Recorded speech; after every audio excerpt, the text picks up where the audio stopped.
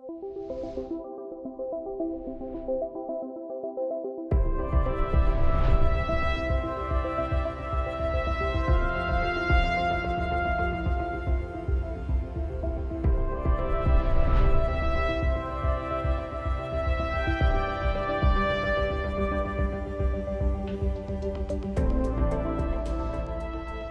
morning, everyone. Welcome to our session on Does Everyone Really Love Space Activities? How Communications and Storytelling Play a Crucial Role in Gaining Policy Changes, Funding Support, and Workforce Development. Thank you for joining. I know it is the last day of a very busy, long, exciting week. And again, just appreciate everybody joining us at this time. My name is Ian Christensen. I am Director of Private Sector Programs for an organization known as Secure World Foundation, nonprofit based in the United States. We focus on the sustainability of the space environment.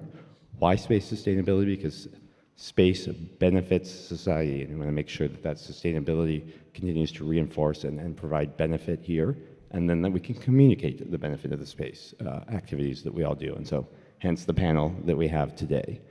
So today, as we all know, is Public Day here at the IAC, where over in the exhibit hall, our colleagues in the space industry and agency community are directly interacting with members of the public, sharing and discussing the space activities that we're involved in and the benefits and role that those activities play in society.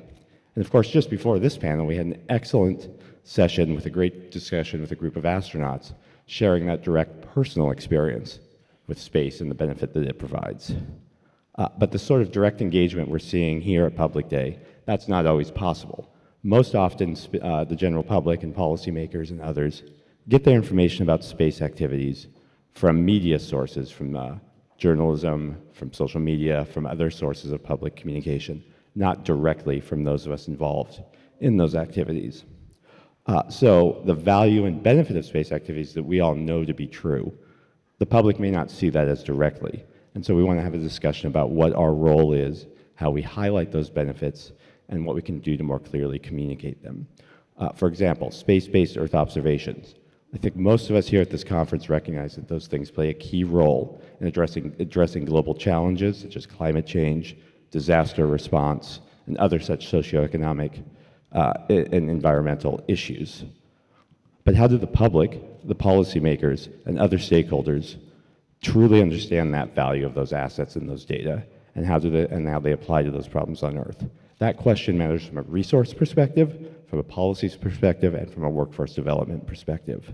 Since the beginning of space activity, there have been questions, lost the clicker, there it is. There have been questions about whether this investment that we all make in space is worth it or delivers the results, given all of the other societal challenges that people see in a more tangible way.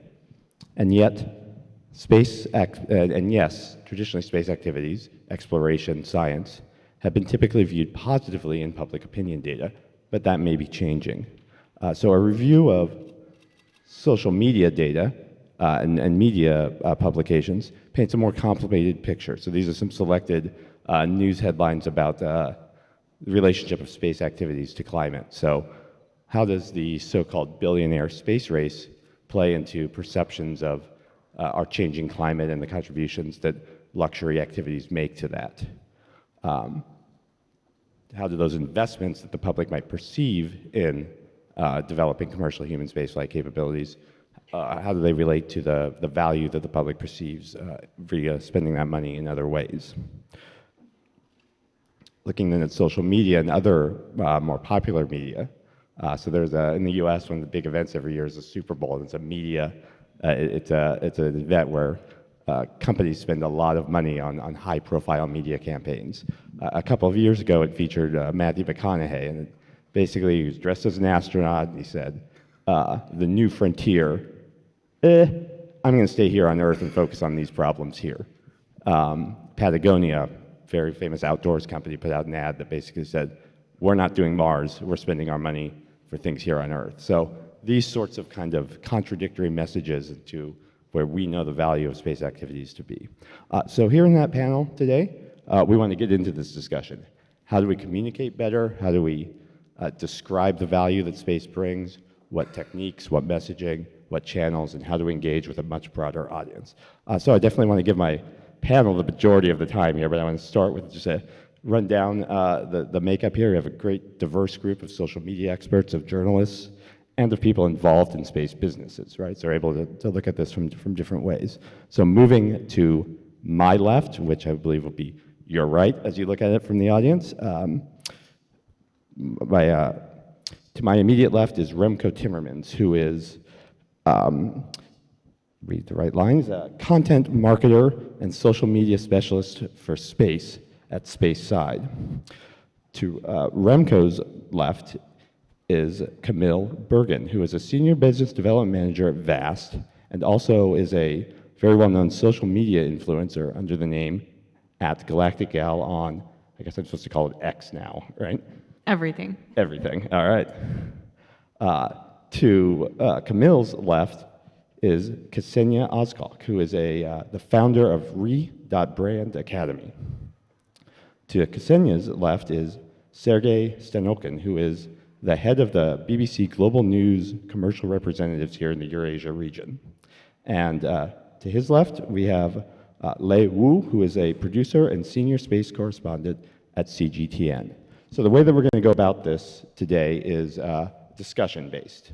You've seen all the slides that we have to give. We're going to have a conversation, and then we're hopefully going to engage with audience Q&A as we get towards the conclusion of the session today. So Remco, I want to start with you. So as an online marketing and social media specialist focused on the international space sector, can you provide some opening thoughts to the issues that we outlaid here? Do you feel that the space industry is effective at communicating value regarding the use of space assets and data to address some of these global challenges? Yeah, thanks, Ian, for the question. The short answer to that is no. The longer answer is a little bit more complicated, perhaps, because the space industry used to be very good at communicating what it was doing. In the 1960s, 1970s, during the Apollo era mainly, during the space race, a lot of money was put into marketing, into communicating what was going on and who was going to win the space race. After the space race was over, that money was no longer there, but the space industry continued to evolve, yet the perception of the space industry stopped evolving.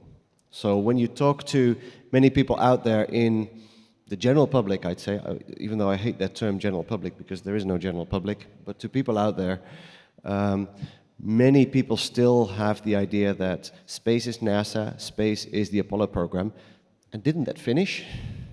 So even though I always say there's never been a more exciting time in space than now, nobody knows about it anymore. Yeah, so in the Apollo era, that Cold War space race, we had a very focused activity set, right? It was very clear. Yeah, it was very clear. It was a race. And when we talk about storytelling, if you look at how the story of Apollo was told, it followed the basic theory of good storytelling. There were heroes, there were mentors, there was this challenge, there was a race, and there was a winner. Nobody got to marry the princess, but it ended in a slightly different way, but it followed the principles of storytelling really well. We lost that ability somehow to do that. The stories of space, I hate to say it, are boring and are not engaging. All right, well, let's return to that point as we go. We always talk about space as inspirational, but is it inspirational and boring? That's an interesting point. So, Camille, you represent a couple of different stakeholders in this groups in this conversation. You're part of this new space company sector, this much more complex, not centralized environment that Remco was hinting at, but you're also deeply involved in social media around the space sector and around space activities. What are your thoughts on how space activities are being portrayed broadly? We had the commercial astronauts on the last panel. What about space tourism specifically, which can sometimes be viewed in a little bit frivolous manner? Yeah, so I think kind of building off what Remco said here, space is like either boring and not talked about, or it's talked about from a oh my gosh, it's only the billionaires going to space, and they're just leaving all of us behind because, like, I'm not a billionaire. I don't think any of us up here are.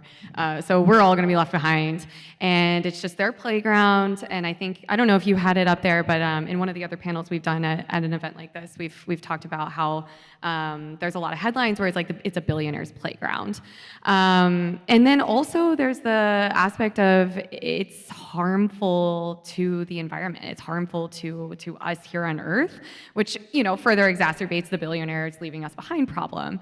But people see it as like a significant contributor to climate change issues. They see it as a billionaire's playground, as I've mentioned 5 times, because people mention it a lot. But what they're not seeing is all the good that space has for Earth and for humanity. I know that part of the little write-up for this panel was about how Earth observation is particularly valuable from the space industry, and people just have no idea that most of the climate change variables that we can study, we can only study from space. All they see is that we're, sending rockets and we're using all the natural resources, and it's like such a huge contributor to climate change. And then the other thing is that, like, in those conversations, we don't have like a lot of data to back them up either. So not only are we like exacerbating the bad, we don't really know how bad it is, because a lot of companies don't really like get into what are your emissions and how much emissions are you releasing from your rocket. So anyways, I think that it's a ridiculous, multifold of issues. But I really see it from like on social media with 500,000 followers. People are just like, I hate space, and it's not the followers, obviously. They're like, oh, we love space. It's everyone else. It's a like, oh, you're wasting time, you're wasting money. Why would we not just spend that money when we have so many problems here on Earth? So a couple things come back there, right? I mean, I would love to get into a conversation of how we respond, or do we respond directly to somebody that says, I hate space? Right? Where's the willingness to engage? What is the messaging that works in that kind of response? I think you've also added another level to the kind of the difficulty of the storytelling narrative here, right? And that if we're not open and transparent about the data and about our impacts, that makes it even more difficult to tell a story. Yeah, and I think when I was like a little baby science communicator, and I would get those hate messages, I would be like so adamant to like, no, are you kidding me? Like, let's talk about all of this. And it just fuels the fire, right? Because they're not like, those types of people that are engaging like that on social media are not like, they don't want to hear the opposite of it. And so I think those aren't the people that we need to be spending our energy on. I think it is directly, I think it's a like whole encompassing problem that we need to solve from a bunch of different angles. Yeah. All right, so Ksenia, I think gonna come to you. I think, so you're an entrepreneur with a decade of experience in marketing and communications, and now kind of focused on the space sector. What would you kind of add to these thoughts that we've started with Camille and Remco here? How do you characterize the problems that the clients that you're working with face in this area? Thank you, Ian. Hello, everyone. And of course, a couple of points have been mentioned before by my colleagues. I just want to add exactly that. Actually, marketing kind of went wrong all the past decades, because space had been always promoted as a byproduct of competition, starting with Cold War, right? Huge race, Soviets versus Americans, who is going first, who is going where, and so on. Second point, then colonization of Mars. We need to colonize Mars, right? Again, competition. And third point, space tourism. Who have more money? Camille mentioned it a few times now, with billionaires going to space. So who is ready to pay more for the upcoming trip? Which company do you want to choose? But the good thing that now the narrative is changing, it's shifting. And finally, I think we're at this time where we can finally portray space as the next chapter of human civilization. And I've seen on the slides from here as well that the topic of climate change, that space technology can help us to combat it. It's just very crucial. And I believe that, actually, it's very interesting that humans are kind of funny and interesting creatures, because we always need either a competition to start talking about something or an enemy. And now we have found a new enemy, which is climate change. Is it good or bad? I don't know. But for space communicators, probably there is something positive on that. And recently there was this campaign on Space News that was featuring Greta Thunberg on the first page, super big there, that she is the next space activist in terms of sustainability. I understand that there have been some concerns within the space community about that, and I get that point, because there have been so many people working in the space community for so many years, promoting the space sustainability and issues on climate change and how space technology can help us with that. And then, just like that, Greta comes and steals all the attention. I get it. It makes sense. But I believe that we should, all communicators here and all the experts in the space field, we should focus on the main goal. And right now, our main goal is actually going big and making much bigger outreach than it is right now. I mean, everybody would agree with me that even the best expert on sustainability in the space sector wouldn't get that much attention to the topic of sustainability and climate change like Greta. So I think it was genius featuring her there, because we need to get more influencers into the space sector from different domains. And Ian, you asked me about my clients' problems, so I just add 2 more points to that. In general, when I look at my clients, I see 2 main groups of them. The first group is smart, intelligent people who are working in the companies, so founders of the companies, but who have this entrepreneurial vibe. They have this drive. They understand the importance of space communication. They understand the importance of personal branding. They understand the importance of visibility. And they know that we need to promote the issues that we have. And they're ready to bring their top managers of the companies, engineers, to make them media ready, to give the interviews, to share the stories effectively. And then there is another group of people, which are also brilliant minds, but they, despite their groundbreaking researches and technologies that they're developing in their garage, they prefer to keep it there. But come on, let's say if you possess a Picasso art piece, if you keep it in the garage with a million other tiny things, what you have instruments there, who would see this piece? Who would see the value of it? But if you put this art piece on the wall in your dining room, when you have so many visitors coming there, their glances just will go on this picture, and like this, the attention will raise. So if you believe that you have a groundbreaking technology, a research that you've done that took you so many years maybe, don't keep it in your garage. Talk about it. You can't expect that people and media will find you in the garage there. They will, if you tell them that this research and your work exist. Only this will work. Thank you. Thank you. So, going back to where Remco started with this, right? The competition narrative that provided that nice storytelling rubric. Good there, but doesn't, we need to think about that differently, and may not have set us on a path that helps us address the challenges we're talking about here. And then this idea of when to show what you're working on, how to communicate it, not to hide it.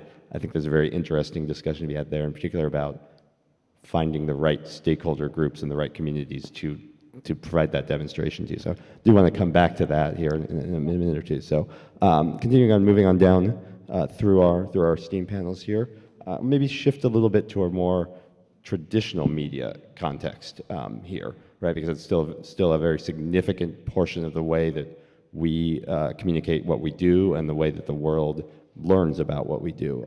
So Sergey, from your perspective as your role in the BBC regional activities here, can you tell us about the challenges you face and how you see the evolution of commercial space and space activities more broadly, and how it's viewed in the regions that you work with? I think we just mentioned about competition, and competition is the crucial fact. Competition for the attention of the audience, competition for the sympathy, and either we're talking about any type of the media.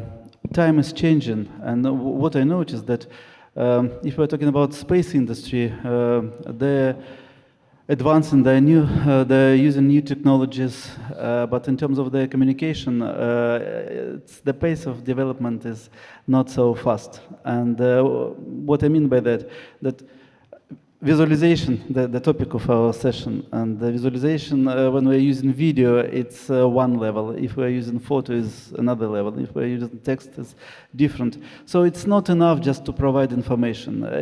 What is required now is to engage audience, to feel them, to give them experience. And how you would give them experience if you are putting talking head, and even if this is great scientist or the great manager or investor, brave investor who is investing a lot, still it's not enough. And while other sectors of economy, they're trying to utilize everything and all available modes of communication, I think that space industry is a bit lacking this at the moment. It's one point. And another point is that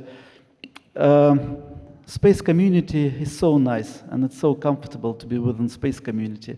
Nice, clever people. They're solving great problems, and there is always something to talk about. But what about general public? How to involve them in this conversation? And how would you involve them if you are not using, as you mentioned, general media? It's not just media, it's media which is outside of the space community.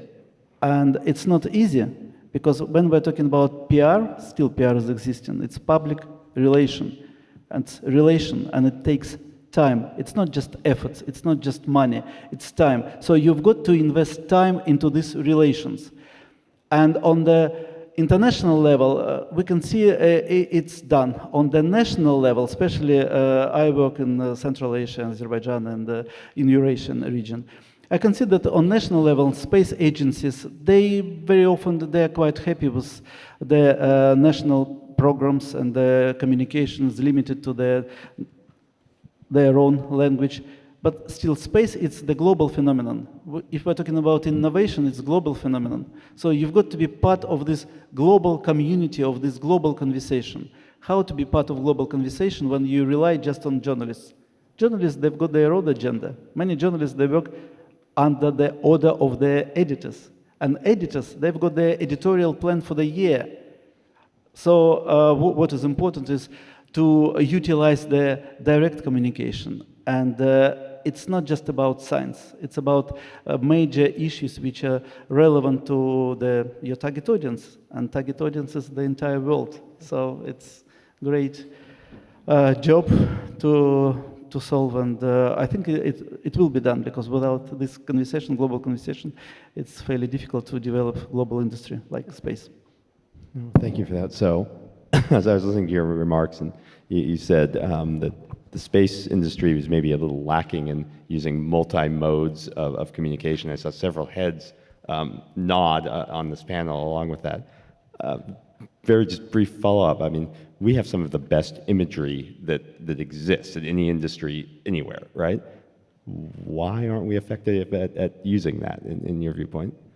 Again, it's fairly difficult, because now normally on global TV, 30 seconds, this is the format. When you're using these great images, how would you format it? So it should be short, but it should be inspiring, informative. And how would you provide knowledge within these imageries? So it's not just image, it's text and repetition. If we're talking about conversation is great and successful and effective when you repeat the same idea a few times.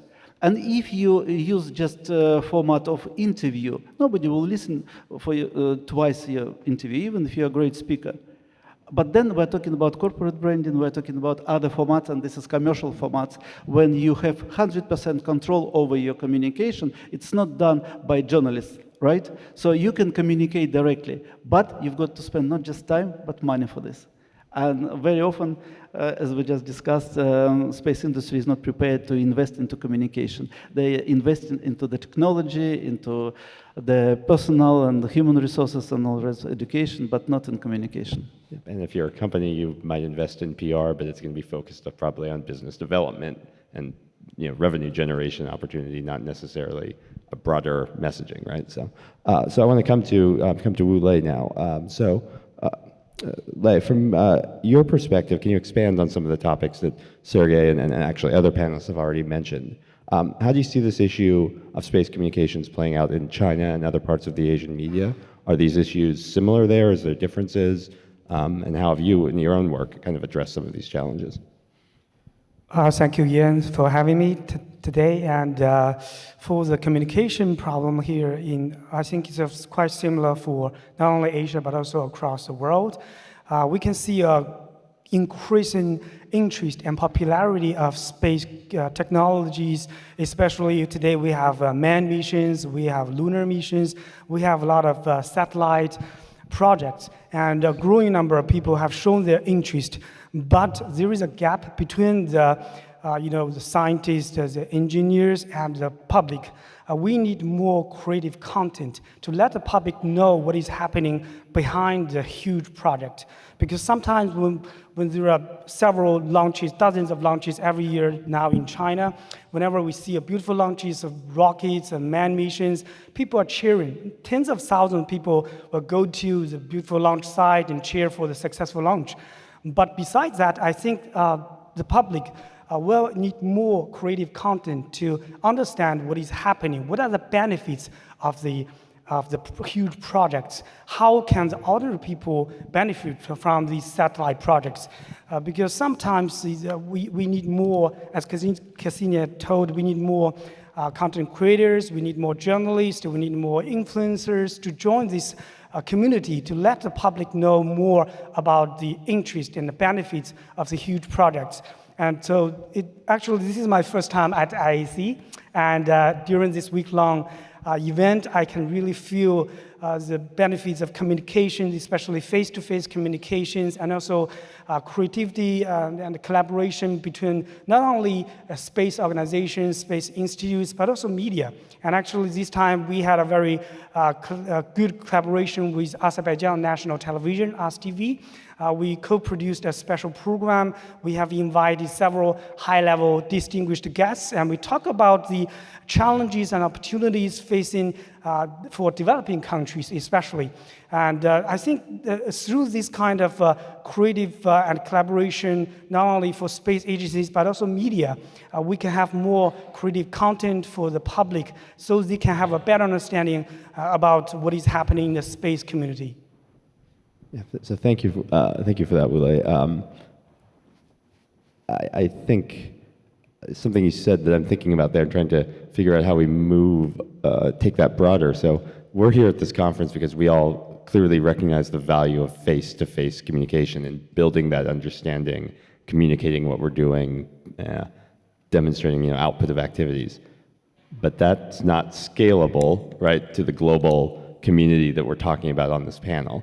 So I'm going to ask an unplanned question, but it just came to mind. Do you have any thoughts on how you scale that face-to-face experience or relate that face-to-face experience in a more mass accessible way? Exactly. I think today when we face a lot of challenges, especially for the climate change, we need the space community play a bigger role in addressing these issues. But I think that the community, space communities, and also media and every stakeholders inside this industry should work together, have a closer collaboration to address the issue together. Because it's a very huge problem and no one can solve this individually. That's why all the people need to get together once a year at IAC, and through this week-long event, every people can sit together and to chat with each other, to talk about the problems, opportunities of collaboration, and how do we work together to address the problems together. So I think it's still the content, the creativity, and collaboration. We need to work together to have more collaborations to solve the problems. All right, thank you. And so we have reached exactly the midpoint of our panel, and I want to start bringing in audience questions. There's a number already here. Thank you to those that have submitted. Please continue to send those in. So several of our panelists have already mentioned that maybe we're not succeeding, or beyond maybe we aren't succeeding in communicating our activities, our benefits, our results as well as we should be. So the first question here is about how do we fix that? And I want to start getting into some specifics about how we improve, better communicate around space activities. So Remco, let's start with stakeholders, right? Does it really matter if everybody supports space, or are there specific stakeholder groups that we should be engaging with, and why should we focus on, what is the value of a broader stakeholder engagement? Sure, and I think we've mentioned a few of those things, and Camille said it, that it's not our job to convince everybody. There will be haters, and that's a fact. That's the same in every industry. Some people like it, some people don't. However, I don't think people realize what the true value, the true benefits of the space industry at this moment is to society as a whole. And I think that's the message that we do need to convey out there. You talk about stakeholders. Well, there's many stakeholders. The key stakeholder right now is the industry itself. The industry itself, both from a government point of view and from a commercial point of view. And if you talk about the gaps, well, many of the gaps were highlighted here. We heard the lack of budget. I wrote it down because I think the lack of budget is a big one in the space industry. Reason being, at least the way I see it, in new space, space is very tech-driven and very driven by people with an engineering and scientific background who do not necessarily see the value of communication, of marketing. In fact, I had a conversation yesterday, right here at IEC, with an entrepreneur who builds fantastic micropropulsion products. I'm not going to mention who it is or what it is, there's several of them here, but he said to me, literally, I don't need marketing because I'm selling to the industry. And they know about micropropulsion, and I only need to talk in my jargon to convince them of my product. And I was taken aback by that. Saying, okay, nobody knows that you exist except maybe a few light builders.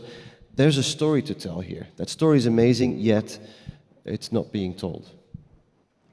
At one level, I applaud his transparency, but yeah, some work needs to be done there. And if that is a prevalent or even partially prevalent line of thinking in the industry, with our challenges maybe are even a little greater than we had anticipated here. So thank you that. So Camille, let's turn to you. I know in your work as a social media influencer, you've been doing some research around how space companies and agencies portray their activities. Can you walk us through an example of maybe what they do right, and some experiences you've seen that have been successful? Right or wrong? Correct, like what they have done right. Yeah. Okay. All right. Wrong would be more fun, but fine. Yeah. Wow. I thought you were going to ask me about the wrong. Okay. We'll get there. Okay. Fine. I think that, okay, so one of my favorite examples of right is the NASA exploration, and not human exploration, the NASA astrophysics, looking out to the beginning of our solar system. And obviously a most recent example of this is the James Webb Space Telescope. I think that Twitter X, whatever we want to call it now, account has at least 1 million, if not 2 at this point. That's incredible, incredible engagement on X. And I mean, of course, all the other platforms have a big following as well, but they're so good at telling the story of Webb. They were so good about telling why are we building this giant telescope? Why does it look the way it does? Why is it parked where it's parked in L2? You know, all of these things. They tell the why, not really the what. And I'm really, really big on that, is focus on the why, not the what, or more the why than the what, because the what will come. But if your storytelling does not focus and have like a really, really strong presence of the why, then the what is just going to take over, and that's where you lose people. And so I think that web does a really good job. Of course, the human exploration side of it, the why Orion, why Artemis, I think it's great, but I personally don't think it's as good as it could be. I don't think it's as good as the Webb telescope has been. Yeah, I mean, I think Webb is something that, when I talk to my parents who aren't space people, like, they talk to me about Webb, even though I know nothing about it, right? I don't engage in space science. That's not where I work, right? So I think that's a good example. So yeah, well, now let's do the more interesting side. The bad. The bad, right? and not just examples, but like, what can we learn from some of these examples in terms of correcting or adjusting in the future? Yeah. So I think it goes back to that what over why. That's when it's bad, in my opinion. Big companies, small companies, big agencies, new entrants to the market, anybody. When we talked about this at the climate change conference in Norway in May, hosted by IAF as well, I really started to dive deep into what websites are talking about from everyone perspective. And what I found was that most people, most companies, big, small, but most agencies, big, small, whoever it is, are so focused on, we build this hyperspectral imager. I'm sorry, like, I have an aerospace background and I don't even know what that means half the time. Like, what does it do? Like, why does it exist? I use the word what. It's a little not what I should be saying, but like, why do I care about that? You build this like really cool satellite. Okay, all right, cool.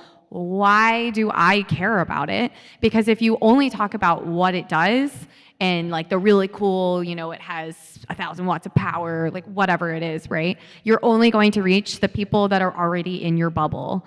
And here at IAC, I know today is public day, so the bubble is, bursting a little bit. But for the most part, at these conferences, we're all in a bubble here. And just like you were saying with the micro propulsion system, like, cool, but like everyone and their mom has a propulsion company. So really, what does yours do? Why is yours cooler, more important, more efficient, whatever it may be? That's kind of what I'm seeing. Okay, so Ksenia, let's kind of now go back out a little bit at a more higher level, right? We're talking about a social media environment here that is, let's say, volatile, be polite, right? Within that overall context, what is the overall landscape, current online atmosphere towards space, and are there any particular strategies that we in this community should be thinking about to respond to or react in that atmosphere? Yeah, so again, I'm coming here with two groups of people that I observe on social media. The first one, and both are my favorite, by the way, both. The first one is the creators and storytellers, people like Camille we have here, we have Remco here, Astra Athens, Astra Alessandra, the one that you recently posted about, she's amazing with space news. Team Todd, who was supposed to be here but didn't come, right? The everyday astronaut. And they're amazing. They're the ones who push the boundaries. They're the ones who encourage the audience, the public audience, to be interested in space, to be more curious about space. And they work so hard. I mean, Remco, Camille, how many hours have you been sleeping during this Congress? 3? Not many. Not many? Yeah, I believe so. Like, seriously, the creators, they have so much work, and they do it. And they do it with so much enthusiasm and energy. This is unbelievable. And then there is the second group of people, brilliant minds, again, intelligent, most talented space professionals. But before creating a post on social media, they believe that they need to do a set of tasks, which are reading 10 books, analyzing everything, whatever they can, and not can, writing a research paper, publishing a research paper, and then they're ready to write a LinkedIn post. And here's the thing, my favorite part again. I love this. My dear LinkedIn community, I am honored to share with you this exciting news that I've published this paper on this crucial topic for the space sector that is going to change our life. We'll make it before and after. Here's the link, read my paper. That's it. And what's happening, what's the result out of that, that the research, the amazing research that this person has conducted over the years maybe even, it stays within the community of scientists and technologists, engineers, and so on. Because nobody will understand this research, and nobody is warmed up enough for this research to read. Instead, if this person would have been sharing at least one post a month, if we are lucky, it's okay, at least once a month, about the challenges, about the experts that this person has met on this journey, about the ups and downs, about sad moments, about some realizations, not some secrets, but just like a little bit. It could have become a blockbuster that the whole world would be watching it. But we're not doing it. Sad. But there are some strategies you asked before, how can we scale it? And in my opinion, like the easiest 3 ways that we can do, and I like to be practical, so I see 3 ways. The first one is employer branding, basically encouraging the employees to become storytellers, to share the project experiences. And how can we do that? Well, we could facilitate workshops on social media and on effective communications. I mean, come on, you have enough people. And I'm sure that each and every one of us would be happy and willing to go to the companies and do these workshops. Right? Yeah, you're not against, right? Yeah, exactly. So we're ready. We just need a call, one call.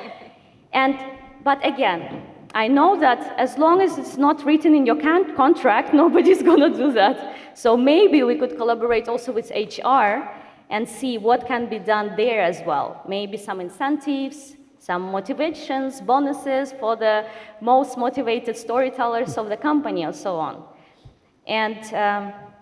And of course, guidelines. Because now what I see, that people who are even willing to share, these are my students that are coming to me, they're willing to share, but they're scared. They're afraid of what their colleagues will say. They're afraid of the judgment of their top managers, actually, as well. So if we would have these guidelines where it is written, okay, this is too much, don't share this, but this you can share. This would be so helpful. I mean, just one pager, come on. Okay, and we're willing to help with that again. The second approach is very important. Everyone, not all space stories need to be told by space community. Again, example, I want to get back to Greta Thunberg, very successful. We can get other influencers and storytellers from different domains. We don't need to rely on just storytellers from the space industry right now. I know it's the budget, of course, but it's also a promotion for that person. Space is cool, space is trendy. I mean, everyone wants to be in the space. So, and another example, for instance, I just checked today in the morning the video of Mr. Beast. Are there any fans of Mr. Beast? So, recently, my sister is the fan, I see. So, but everybody knows him, right? So, 2 weeks ago, yeah, exactly, he posted a video, a car review, the cars ranging from $1 value until like $100 million value, and he was comparing them.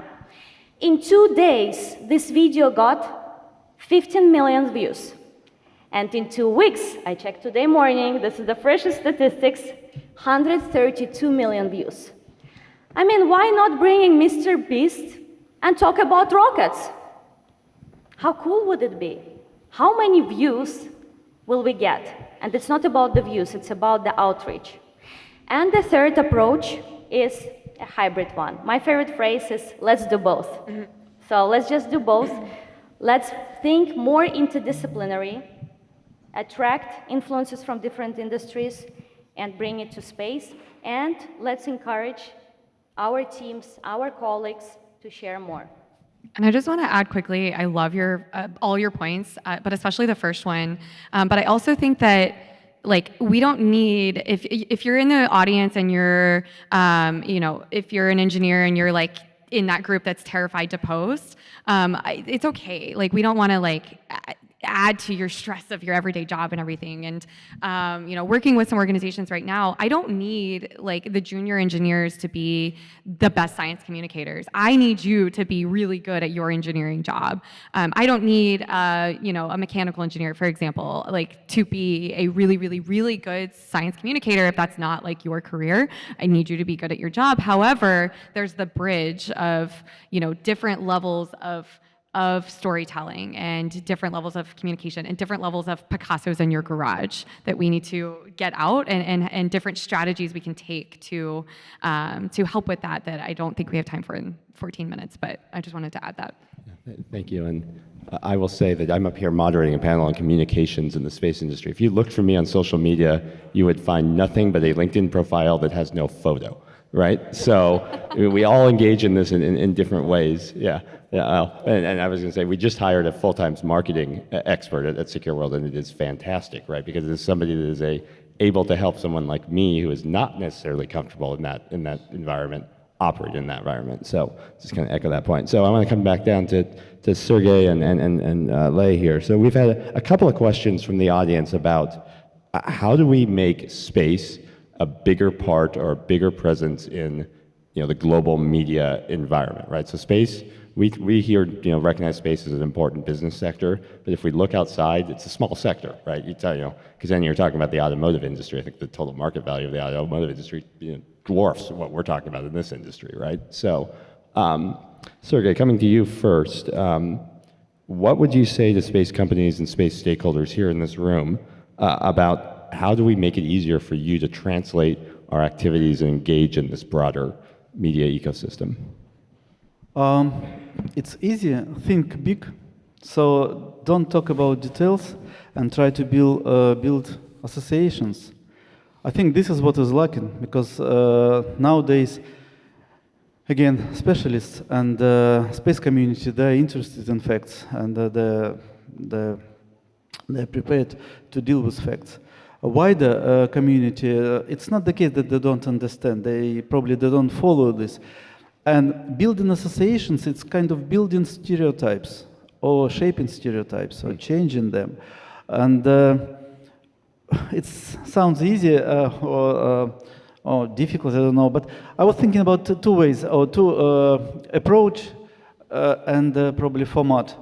Approach that very often even about this Congress, what is happening, we start reading after Congress who said what. But before Congress, we've been just getting ready. But many people, they're interested in what will be tomorrow, not was yesterday. Yeah, there are historians, and you've got to take care of your heritage and so on. You can't learn without basics. There are many things, but still, it's not just younger generation, but would love to know what will be in the future. When you ask investor is coming to the company, and the first question is, what you're going to do? What are your plans? Yes, they're interested in financial records and they're checking books, but the main question, the team and the vector of development. And very often it's outside of communication.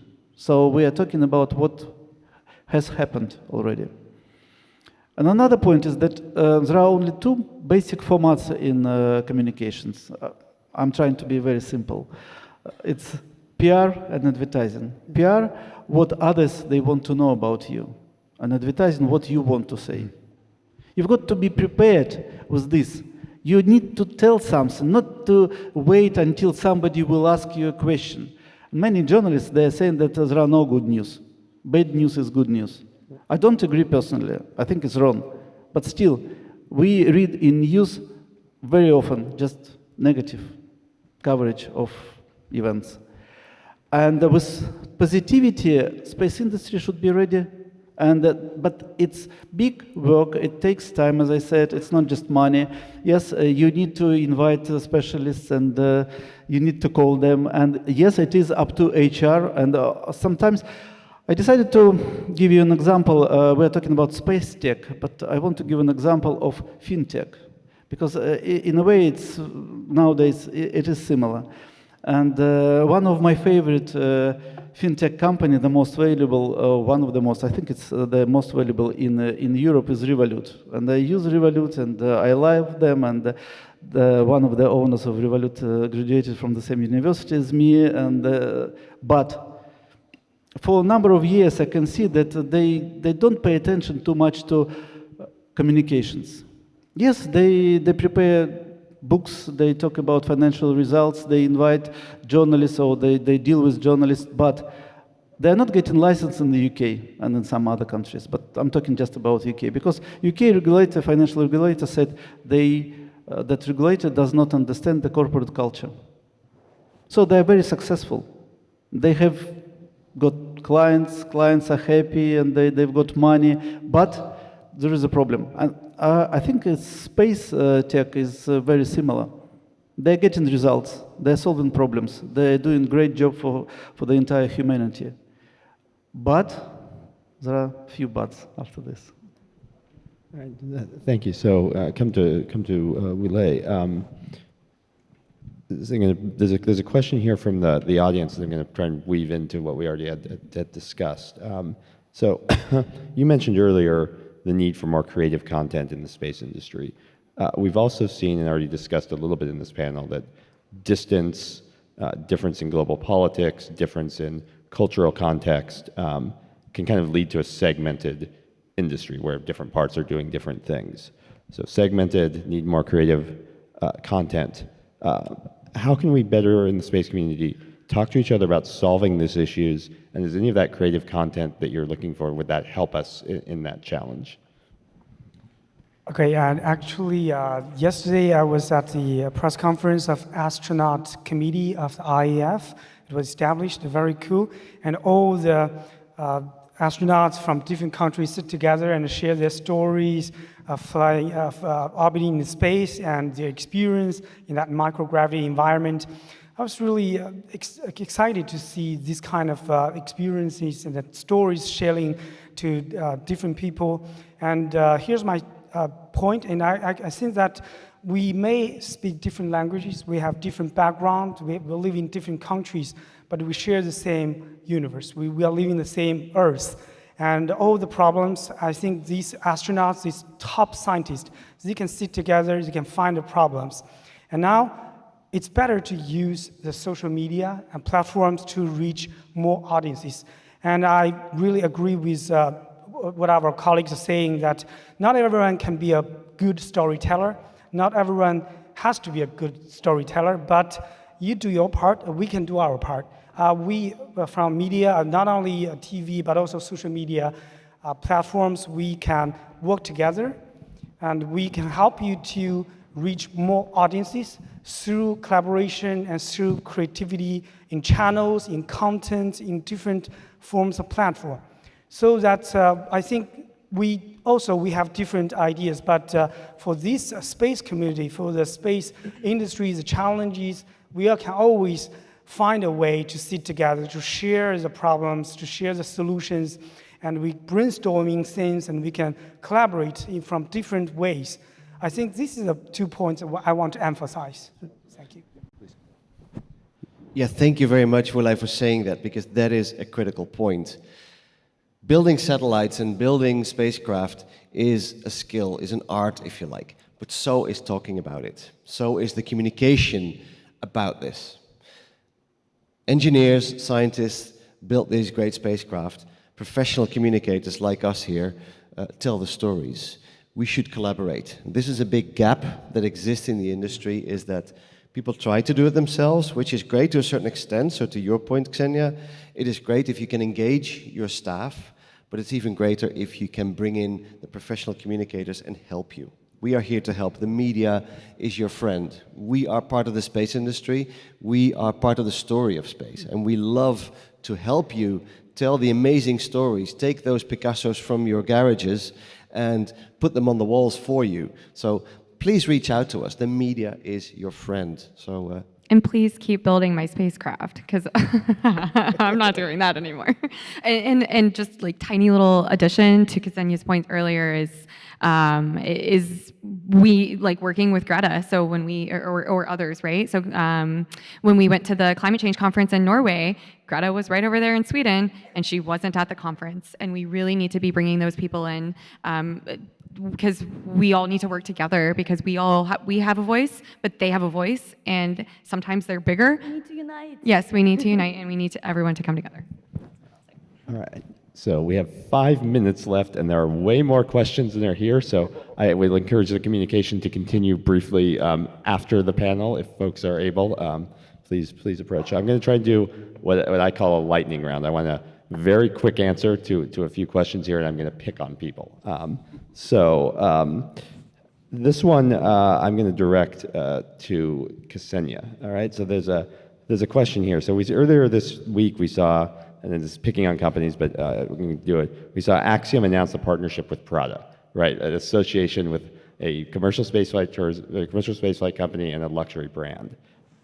Is there a risk that these sorts of partnerships, which are meant to be kind of innovative and broaden into other stakeholders, is there a risk that they might actually heighten some of these perceptions that we're seeing about this is a billionaire's luxury good playground? I just didn't hear very well. Did you mention the collaboration Prada and Axiom Space? Yeah. Okay, that's correct. I think this is so tasty. Like this collaboration, I think this is just incredible.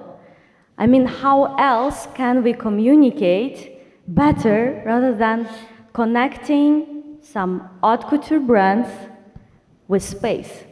Space is trendy, space is cool. Prada is trendy, Prada is cool. I love Prada. Who loves Prada here, please? So I just believe this is amazing. And again, this is a perfect marketing example for me. How can we connect the brand that everybody knows, love it or hate it, doesn't matter, with the topic that needs to be promoted more? So I believe it's great. Yeah, so use it as a point of talk, point of outreach, point of discussion, and yeah, brought in. All right, thank you. So what's next here? So Wu, I'm going to give this one. Wulay, I'm going to give this one to you. We talked about face-to-face communication. We've also just emerged, in the last year from the global pandemic, in which face-to-face communication was very, reduced. The question here is. Can we learn anything from that COVID experience and the modalities that we use to improve the communications strategies we use in reaching a virtual audience in the space sector? Communication strategies? The question again? Yeah. So can we learn anything from how we communicated during COVID without being able face-to-face to apply to reaching a larger virtual community with space communications? Yeah, actually, this time there are over 100 people from China showing at IAC after the pandemic. You just mentioned the pandemic, because over the past 4 years, international travel is very difficult for them to meet many friends and in person.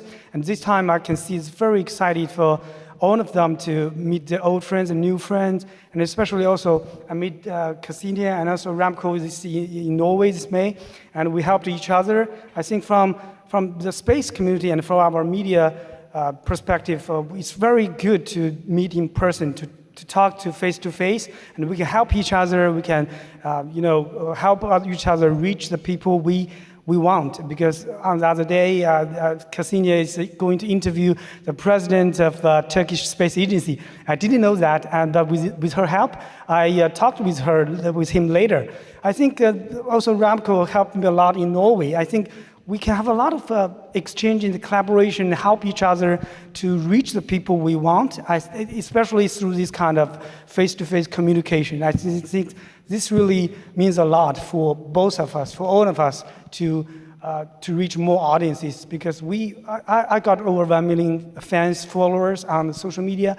She got over 1 million, and together we reach 2 million audiences. I think this kind of channels, we can work together to reach more people. All right, very good. So unfortunately, we are under the minute, so I want to just go down the line, go down the panelists just in order here. the one thing that you would suggest to the audience that has listened in terms of a strategy, a technique, a messaging model that would help us address some of the complexities we're facing here? Very brief, have a budget for marketing and communication and use these people here. Something different than I've already said, I think be detectives, try to get down to that why. Why? Be like an annoying little kid like I was when I was an annoying little kid. Why? And ask those questions in any of your circles. Why, definitely. And also from my perspective, whatever you do, just go a little deeper. Don't be superficial with your findings, with your questions. Try to discover the hidden spots because they're the most mysterious ones, and those spots are the ones that everybody wants to hear. Don't ask the same questions to the astronauts. What inspired them about going to space? Always think, always say what you think, but try to think what you say. And be creative and collaborative, always. Well, thank you to the five of you. Thank you to you all. Thank you. And I hope we can chat a little bit at the stage. Yep.